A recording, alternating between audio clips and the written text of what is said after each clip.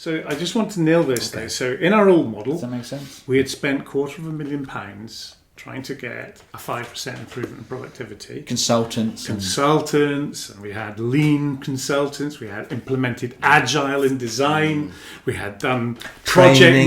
we had done training. Well, I'm going to come back to project management. Yeah, but training, done a lot. We really spent $250,000. That's a lot of money for a small business. Now, we've done this little rule set change, which has delivered 20%. Yeah. So we're thinking, right, we've spent the last 2 years tearing our hair out to try and get 5%, trying to get something trickling down the bottom line. Now we've got stuff trickling down the bottom line. Well, this is exciting. So then you say, well, what do we do next? So I want to come on because obviously that time-based culture was quite rigid in our place. So there was an expectation kind of that you come in, you clock in, etc. Yeah. When we removed the time clock, that somehow started to dwindle. The problem with the overtime experiment, although totally conclusive, we learned that our productivity was being managed somehow by the team, who weren't all located in one factory. It would have been a logistical nightmare to have that organised by somebody, some ringleader, some cloaked. It wasn't really being managed. Adversary. They were just adapting to a rule set. They weren't.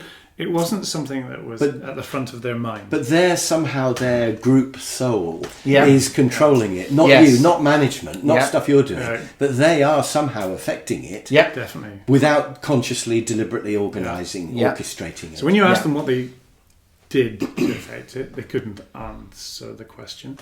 And when you had a look to see what it was, you couldn't find the answer. because they're all too small.